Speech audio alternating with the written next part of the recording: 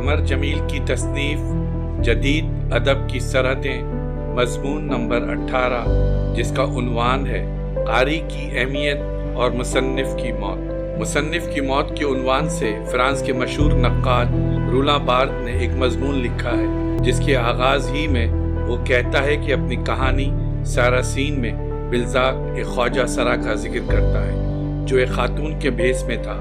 بلزاک کہتا ہے کہ وہ خاتون ہر طرح کے ناگہانی خوف کے ساتھ اپنی بہادری کے محمل دکھاؤں کے ساتھ موجود تھی۔ یہ جملہ لکھنے کے بعد رولاں بارتھ پوچھتا ہے کہ کون اس طرح بات کرتا ہے؟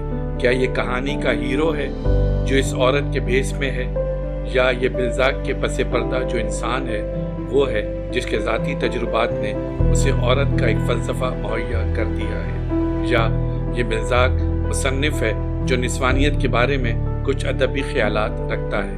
یہ آفاقی دانائی ہے یا رومانٹک نفسیات، ہم کبھی نہیں جان سکتے۔ اس کی سب سے بڑی وجہ یہ ہے کہ تحریر دراصل ہر آواز اور ہر بنیاد کی تقریب ہے۔ تحریر ایک غیر جانبدار حالت ہے، اس میں باقی جو کچھ رہتا ہے وہ صرف وہ جسم ہے جو لکھتا ہے۔ جیسے ہی یہ تحریر شروع ہوتی ہے، مصنف اپنی موت کی عمل میں داخل ہونے لگتا ہے۔ پہلے معاشرے میں شیمین ہوتے تھے جس کے بیانیے کے عمل ہی میں سب کچھ ہوتا تھا، خود اس کا اپنا جینیس کچھ نہیں ہوتا تھا۔ لیکن مصنف ایک جدید کردار ہے جس کے بارے میں رولاں بارتھ کہتا ہے کہ اس کردار کو ہمارے معاشرے نے پیدا کیا ہے۔ مصنف کا تصور عہد وسطیٰ سے آیا۔ یہ نتیجہ ہے انگریزوں کی تجربیت پسندی کا، فرانسیسی عقلیت پسندی کا اور اصلاح یورپ ریفارمیشن کے زمانے کا۔ ذاتی یقین جس سے فرد کی اہمیت اور عظمت سب کے دل پر نقش ہو گئی، چنانچہ پازیٹیوزم یعنی اثباتیت سرمایہ دارانہ آئیڈیالوجی کا نقطہ عروج ثابت ہوئی، اور اسی وجہ سے مصنف کی شخصیت کو سب سے زیادہ اہمیت مل گئی۔ چنانچہ آج بھی مصنف کو ادبی تاریخ میں سب سے نمایاں پوزیشن حاصل ہے۔ مصنفوں کی اس سوانح عمری کو آج بھی بہت اہمیت دی جاتی ہے، اور ادیبوں کے شخصی انٹرویو بھی رسالوں میں شائع ہوتے ہیں۔ ہم عصر کلچر میں آج بھی مصنف کی شخصیت کو مرکزی مقام حاصل ہے، اور نہ صرف اس کی شخصیت کو بلکہ اس کی تاریخ کو، اس کے ذوق کو، اس کے جذبات کو اہمیت دی جاتی ہے۔ تنقید میں اس بات پر زور دیا جاتا ہے کہ بادلیئر کی شخصیت کی ناکامی اس کی فنکارانہ کامیابیوں پر اثر انداز نہیں ہو سکتی، بلکہ بادلیئر کی دلکشی اور بڑھ جاتی ہے، اور یہی تاثر فان گوگ کے جنون کا بھی ہے۔ فان گوگ کا جنون بھی اس کے آرٹ کی دلکشی کو بڑھا دیتا ہے۔ آرٹ کی وضاحت اور اس کی تعبیر کا بڑا گہرا تعلق ہے، اس کے خالق کی شخصیت میں تلاش کر لیا جاتا ہے۔ مصنف کی مملکت اب بھی بہت طاقتور ہے، اتنی کہ جدید تنقید نے اس کے استحکام کو قائم ہی رکھا ہے، کمزور نہیں کیا۔ جدید تنقید میں کچھ لوگوں نے مصنف کی اس اہمیت کو کم کرنے کی کوشش ضرور کی، لیکن کم کرنے میں کامیاب نہیں ہو سکے۔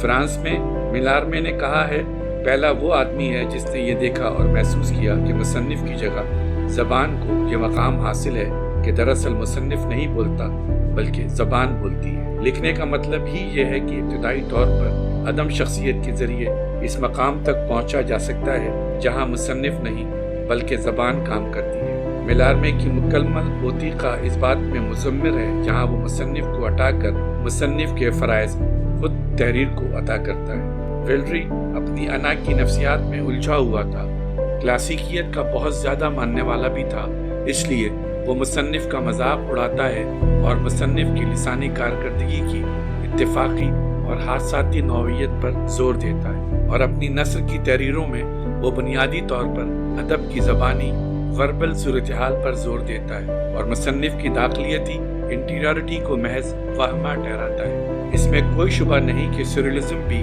زبان کو آزاد اور خود مختار حیثیت نہیں عطا کرتی، کیونکہ زبان خود ایک نظام ہے اور سریلزم اس نظام میں اچانک تبدیلیاں کرتی ہے۔ اسی کو سریلسٹ تحریروں کا شوق کہا جاتا ہے۔ سریلسٹ تحریروں کے سلسلے میں ہاتھ دماغ سے زیادہ تیزی کے ساتھ کام کرتا ہے۔ اس طرح مصنف کا جو امیج ہے اس کا تقدس ختم ہو جاتا ہے۔ مصنف خود کتاب کا ماضی ہوتا ہے، مصنف پہلے ہوتا ہے اور کتاب اس کے بعد۔ مصنف کتاب سے پہلے غور و فکر کرتا ہے، زندگی کے دکھ سہتا ہے جو ایک باپ اور بیٹے میں تعلق ہوتا ہے، وہی تعلق مصنف اور کتاب میں ہوتا ہے۔ بلکہ سچ بات تو یہ ہے کہ لکھنے والا خود اپنی کتاب کے ساتھ پیدا ہوتا ہے۔ اس کا کوئی وجود ایسا نہیں ہوتا جو کتاب سے پہلے ہو، یا اپنی تحریر سے زائد متن الفاظ کی ایک لکیر نہیں ہوتی، بلکہ مختلف جہتیں رکھنے والا ایک ایسا مقام ہوتا ہے جس میں کئی تحریریں ایک دوسرے سے مقابلہ کرتی رہتی ہیں۔ متن اوریجنل نہیں ہوتا، بلکہ حوالوں اور اقتباسات اور ٹکڑوں کے تانے بانے پر مشتمل ہوتا ہے، جس کا تعلق کلچر کے ہزاروں ماخذوں سے ہوتا ہے۔ لکھنے والے کی قوت تو بس اس بات میں ہوتی ہے کہ وہ مختلف تحریروں کو ملا کر ایک کر دیتا ہے۔ کچھ تحریروں کے اثرات اور اقتباسات کا مقابلہ وہ دوسری تحریروں سے کرتا ہے۔ اس طرح وہ بس کسی ایک تحریر پر بھروسہ کر کے بیٹھ نہیں جاتا، اور پھر یہ ساری تکثیریت ایک وحدت میں جمع ہو جاتی ہے۔ وہ وحدت دراصل قاری ہوتا ہے، مصنف نہیں۔ قاری میں وہ سارے حوالے آ کر موجود ہو جاتے ہیں جو تصنیف کے پردے میں ہوتے ہیں، یعنی جن سے مل کر وہ تصنیف مرتب ہوتی ہے۔ قاری کی کوئی تاریخ نہیں ہوتی، کوئی اس کی سوانح عمری نہیں ہوتی، کوئی بایوگرافی نہیں ہوتی۔ قاری ایک ایسا انسان ہوتا ہے جس کی کوئی تاریخ نہیں ہوتی، اس کی کوئی نفسیات نہیں ہوتی۔ وہ ایک ایسا شخص ہوتا ہے جس میں سارے نشانات جن سے تحریر مرتب ہوتی ہے موجود ہوتے ہیں۔ قاری ہی معنی کو موجود بناتا ہے، ورنہ متن میں معنی بالقوہ موجود ہوتے ہیں۔ نئی تنقید یہ کہہ رہی تھی کہ متن خود مختار اور خود کفیل ہوتا ہے، لیکن بعد میں تنقید میں اس کے خلاف رد عمل ہوا، اور یہ احساس ہو گیا کہ جیسے ہی ہم کوئی متن پڑھتے ہیں تو ہمارے ذہن میں معنی کی چمک پیدا ہوتی ہے۔ جیسے ہی ہم کوئی شعر پڑھتے ہیں ہمارا ذہن اتنے لاشعوری مقامات سے گزرتا ہے کہ خود ہمیں احساس نہیں ہوتا۔ ہمارا ذہن کئی کڑیوں کو ملاتا ہے اور ربط پیدا کرتا ہے۔ قاری کا ذہن قرأت کے دوران بھی فعال رہتا ہے، اور اسی سے قاری کے ذہن میں معنی پیدا ہوتے ہیں۔ دراصل نئی تنقید ہی نے قاری اساس تنقید کی بنیاد رکھی، لیکن جرمنی میں قاری اساس تنقید کا تعلق مظہریت اور تفہیمیت سے ہے۔ تفہیمیت اس مسئلے سے بحث کرتی ہے کہ معنی کس طرح سمجھ میں آتے ہیں، یا تفہیم کے عمل کی نوعیت کیا ہے۔ تفہیمیت کی تاریخ عمر کی رسمیہ سے بھی زیادہ قدیم ہے، اور مسیحی دستاویزات کو سمجھنے کے سلسلے میں بھی اسے استعمال کیا جاتا رہا ہے۔ انجیل کی تشریحات بھی تفہیمیت کی مدد سے کی جاتی ہیں۔ شلائر ماخر نے اسے انجیل ہی نہیں بلکہ اور متون کو سمجھنے میں بھی استعمال کیا ہے۔ اسی تفہیمیاتی روایت کو آگے بڑھانے میں شلائر ماخر کا شاگرد دلتے بھی شریک تھا۔ مظہریت بھی ایک طرح کی تفہیمیت ہے، چونکہ مظہریت بھی یہی بتانا چاہتی ہے کہ معنی کس طرح شعور میں قائم ہوتے ہیں۔ تفہیمیت کے سلسلے میں گدامر بھی کھیل کی تمثیل سامنے لاتا ہے۔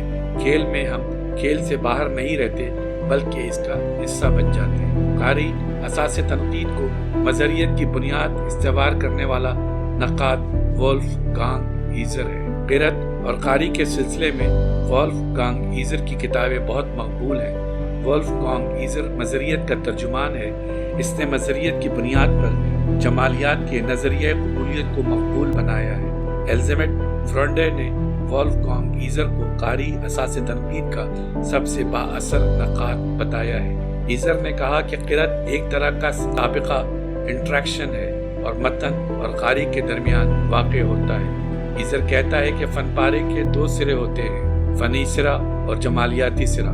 فنی سرا مصنف کا متن ہوتا ہے، اور جمالیاتی سرا وہ ہوتا ہے جس سے قاری لطف اندوز ہوتا ہے۔ ایزر کہتا ہے کہ نقاد کا کام متن کی وضاحت کرنا نہیں ہے بلکہ قاری پر متن کے اثر کو بیان کرنا ہے۔ قرأت چونکہ تاریخی تناظر میں واقع ہوتی ہے، متن قاری تک کبھی خالص حالت میں نہیں پہنچتا بلکہ اپنے عہد کے رنگ میں رنگا ہوا ہوتا ہے۔ وولف گانگ ایزر کا ایک ساتھی رابرٹ یاؤس کہتا ہے کہ ہر عہد میں قاری کے لیے افق اور توقعات ہورائزن اینڈ ایکسپیکٹیشن مختلف ہوتی ہیں۔ یاؤس کہتا ہے کہ فن پارے کے جو معنی کسی عہد میں متعین ہو جاتے ہیں وہی ہمیشہ قاری کے لیے لازمی نہیں ہوتے۔ فن پارے ہر عہد میں قاری کو ایک ہی چہرہ نہیں دکھاتے۔ یاؤس کہتا ہے کہ ہر عہد میں قاری کی توقعات مختلف ہوتی ہیں اور وہ انہی بدلی ہوئی توقعات کے مطابق فن پارے کو پڑھتا ہے۔ مطلب یہ ہے کہ ادبی افق پر تبدیلیاں برابر آتی رہتی ہیں۔